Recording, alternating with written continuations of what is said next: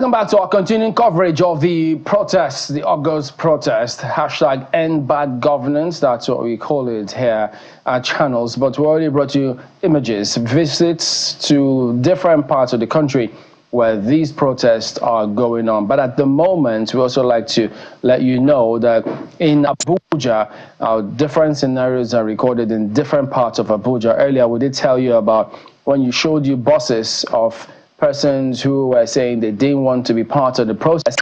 And then there was another group who themselves were also joining the protest. But at the moment, protesters along the Nyanya Karu Road axis of Abuja, which you see in the images here, have been, this is what lots of people say they didn't want to see.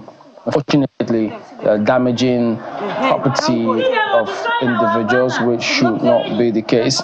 But incidentally, I mean, it's somewhat ironic when we hear that they were accompanied by police who joined the long list of Nigerians calling for an end to hardship in the country. So these persons who are carrying this out, this is not what the impression of what is supposed to be. You're not to destroy public property, because it's been said time and again, you have no business destroying people's personal property. So because we've heard several people, okay, let's listen just a bit to what's going on here.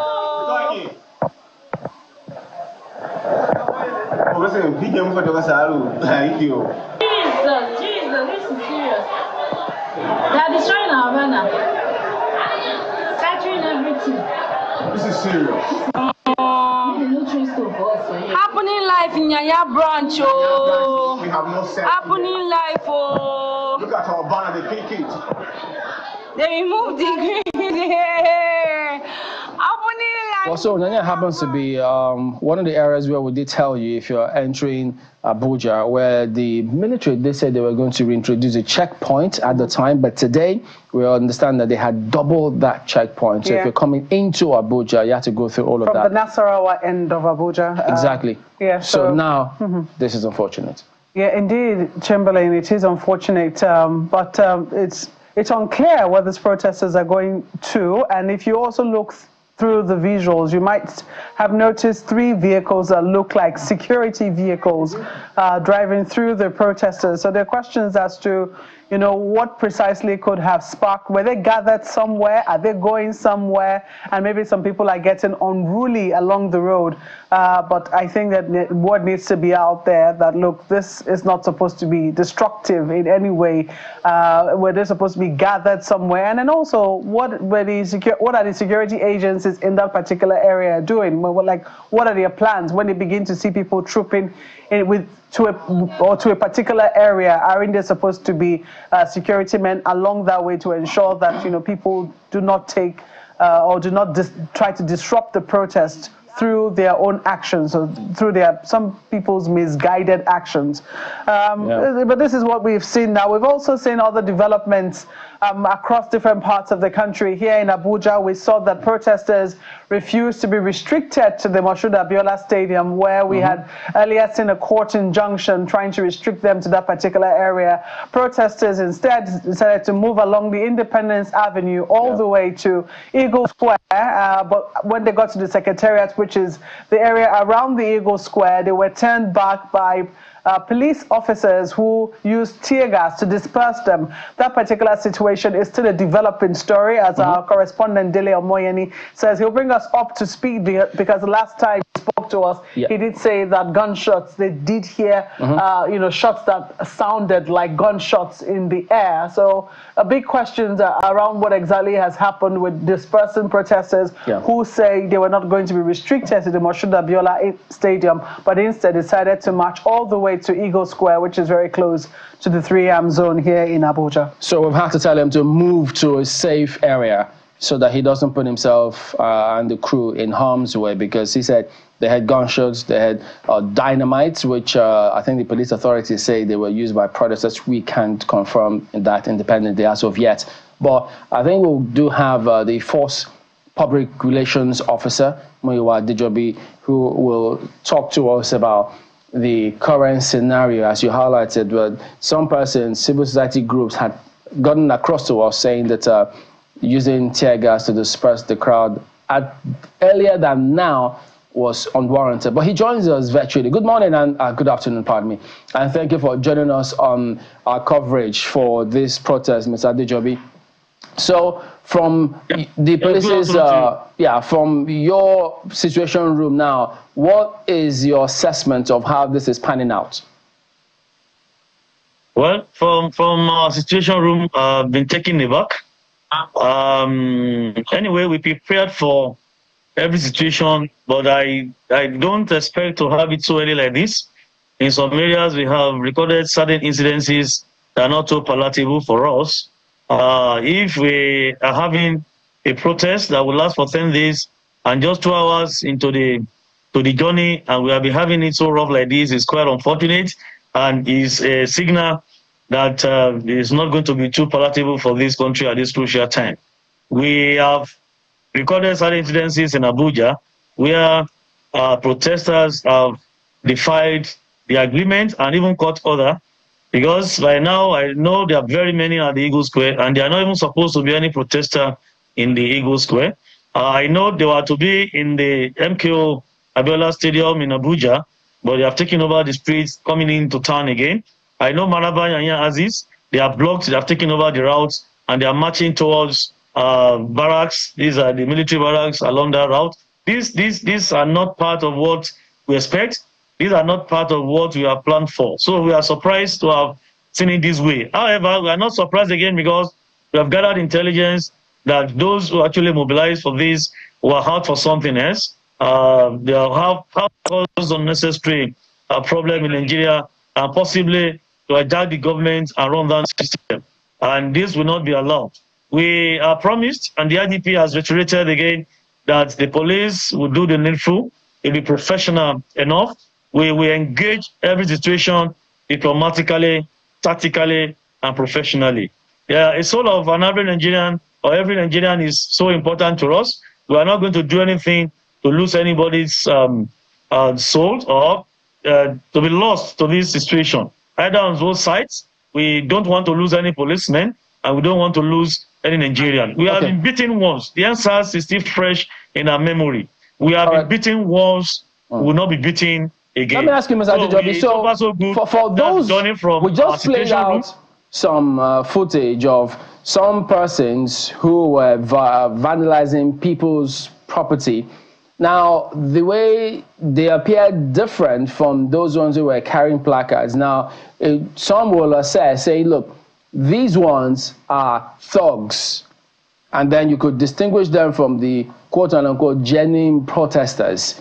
What is the assessment of police in terms of those particular people who are vandalizing people's homes? We know those leaders, some people mobilize Nigerians to come out. So I think they should be held responsible for this, because we want enough that this is not the right time to gather people together. This is not the right time to call for mass protests across 36 states and the Federal Capital Territory. Let us be reasonable enough. This is not the right time. Many people are out there, they just want something to trigger them to crisis. They want something to trigger them into violence. And this is what we have been saying. We had intelligence and we want enough. And we want that, okay, let's agree on designated places to have our assembly. They said no, they want street protests. You all know how difficult it is to manage street protests. Let them tell me now, if those in the street now are their members. Definitely no. So how would they want to control them? I think, as I speak with you now, I doubt if they will be able to have control over these individuals that have come out again. You can see the footage they have been playing. How many of them are so far so good that are comrades or are members of one civil society organization or the other? Definitely no. So they have mobilized people massively to come out, and this is the effect of what we are seeing. The innocent Nigerians are suffering now as I speak with you, because in Kubwa area, I was told, in fact by a journalist, that they have vandalized people's vehicle, they have blocked the road, and they are even burning tires. So you can see how the shape the thing is taking, and I don't think we need this at this time around. We want enough. We have history of violent protests in Nigeria, and we have histories that are still very fresh in our memories. So the organizers who have come out, who have mobilized, they should be able to control these people. But the police and other agencies will not allow anarchy in any part of this country. The lesson we learned during answers is still enough. It's fresh in our memories. It's enough for us. I think that should be the end of violent protests in Nigeria. You've talked about, the fact that you didn't want people on the streets. In Abuja, the controversy has been venue, because people have said that they would like to use the Eagle Square. There was a court injunction instead that said people should use Moshood Abiola Stadium. I mean, these places are venues. What exactly, we would not have had a situation of people moving along Independence Avenue if a venue had been agreed upon. Why is the government so insistent on people using Moshood Abiola Stadium instead of the Eagle Square? Okay, I'll mute it right there. But you need to understand one thing. When they wrote to the FCT minister, they copied the commissioner of police, I guess, it was clear enough that we cannot have such a protest at the Eagle Square. The Eagle Square is part of the 3-arm zone. It's very close. It's just opposite the 3-arm zone. The 3-arm zone is the heartbeat of the Federal Republic of Nigeria. And that is clear. Judiciary, legislative, and executive. That is the villa. Is there. Apart from that, we have the Federal Secretariat. All of them clustered together the same area. So that is not the right place to have a protest. And they have tagged the protest. Don't forget. Take it back now. Call it 10 days of rage. So I don't know how English experts want to define rage for me in this context. For 10 days of rage, it should not have such a protest at the 3-arm zone of the Federal Republic of Nigeria. So I think the best place is the stadium that the governor, the FCT minister has agreed to use. And of course, there is a court order. We need to respect our laws in this country. We need to obey rule of law in this country. If there is a court order, I saw Deji Adeyanju this morning, who actually confirmed that there was a court order, and they went to the stadium to go and assemble. But the stadium is different from the highway to the airport that they have blocked and taken over all those places. So I think they should be able to call back these individuals, whether they are hired crowd or they are part of the struggle, they are part of their groups, identified groups or individuals. They should call them to order. So if they want to continue the protest, let them go to designated places to go and have their protest. After all, what they want is they want to see, they want the government to hear. And there's no media station in Nigeria that's not covering this either live or recorded. So the voices will be heard. There's no need for us to take over the streets and causing agonies, pains, sorrows to innocent Nigerians who are their business. We cannot afford to run down Nigeria at this crucial moment. You made reference earlier to some unpalatable incidences that have already occurred. Does any one of them include the death of a police officer? No, I'm not aware. I don't have that record. But I know they have been attacking officers, police officers, and other security agencies. Don't forget, this is a collective responsibility. All security agencies are how to make sure there's no breakdown of law and order. I know they have been attacking them in Borno. I know Kaduna. I know part of Abuja here, where they have been stoning security agencies. In fact, it got to a state they wanted to even burn a vehicle belonging to one of the security agencies before the CPFCT rushed down to that place. To me, so far so good. It is not what we planned for. Again, it's not what they painted the thing to be to us. This is a different scenario, and we need to nip it in the bud before it gets escalated and turns to anarchy. So what is the next plan in terms of managing this scenario now for the police? Well, the first thing we're going to do is to call the organizers, those who have shown, who have appeared to us, who have been identified as leaders, to see what is happening, let them assess and review their strategies, possibly to call their followers to order and to make some announcements. I think that's the first thing we need to do. For us in the security circle, we are assessing the situation, but I promise, like IGP has said, even this morning, he had telephone conversations with some senior officers across the country. He has told them, be professional. And there's the footage we're showing right now for you to see. It's in Kaduna, which you spoke about, and the information appears to be that the policeman has been shot. So do you have any latest information like I said, I've been on. I've been I've been running commentaries on television stations live, so I have not checked my situation report desk.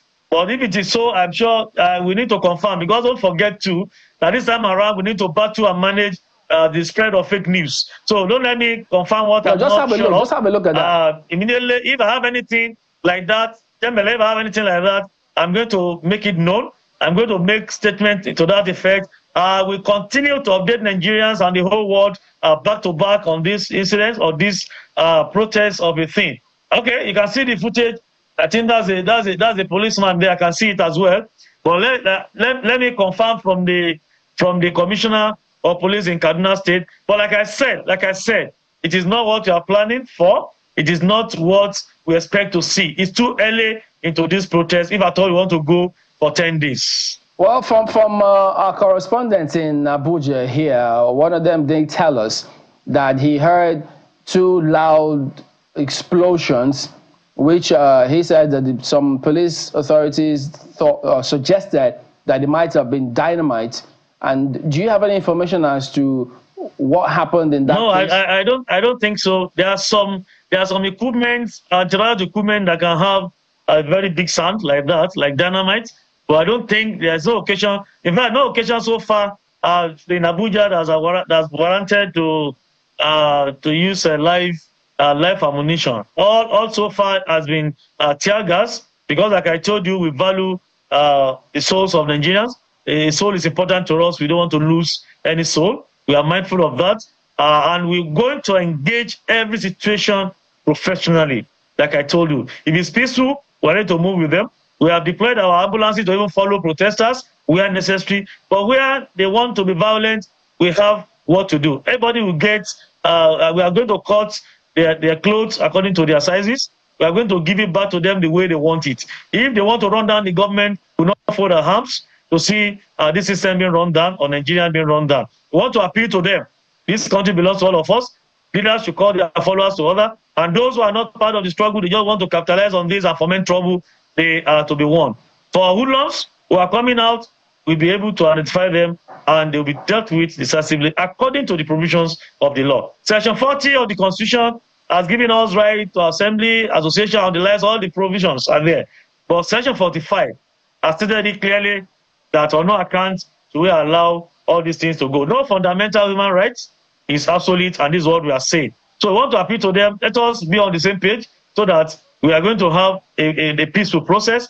We are going to have our country having a better governance the way we all want in this country. Not by this. I think our voices have been heard. Let us go to where they have given to us to assemble, and let the media cover whatever you want to do. But for us to insist that we must see the president, we must see the Senate president, we must see the governor, it may not work that way. Let us all address the media where we gather. Let's have our placards, and let us have our banners shown, displayed, and of course the media will cover every activity. All media houses, they have deployed their men to all these places, and they are covering live from all these places, even free of charge. So it is important for us to know that their voices have been heard. We just need to sheet our sword so that we will not continue to have these 10 days of rage, the way they have tagged this. All right. So earlier we saw footage of tear gas being used on some protesters in Abuja. I think they were heading from the stadium to the Eagle Square, and then we also understand that they said they had gunshots. So what could have happened in that scenario if they had gunshots? Were they live ammunition or rubber bullets? What was the instruction that the police had? To the best of my knowledge, I don't think any policeman has fired any live ammunition. Everything is tear gas.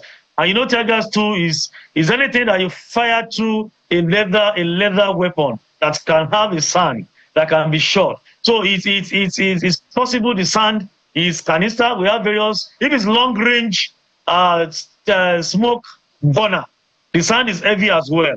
So I don't think it's live ammunition. I've not been told, and I'm sure no policeman for now will use that. To manage any protest like this, there are stages to manage a protest. If it's becoming too riotous, they know how to do. But for now, I think the unruly attitude of certain hoodlums who have taken over the streets. They are still engaging them with tear gas, no left ammunition yet. When I think we'll be able to control this now. Yeah. So that it won't get out of hand. Because the law has permitted to an extent too, when police can use their live ammunition to actually control riots. So I don't think we should allow this to generate to the state of anarchy or riots that will allow police to use their live ammunition. So let us manage it at this level, nip it in the bud. But now I think they're engaging them with tear smokes, which is still normal, and to disperse any unlawful assembly or before it gets riotous. Well, maybe just for information purposes, does the police have instructions for this particular protest to use live ammunition at any point in time? The police what? Do they have instructions to use live ammunition for this protest at any point in time? No. Who is going to give us instruction? The IGP is #1 policeman in Nigeria. And I know the leaders in Nigeria, they are Democrats. I'm very sure you know the president is a Democrat and is a comrade. Let me put it that way. The president couldn't have given such instruction.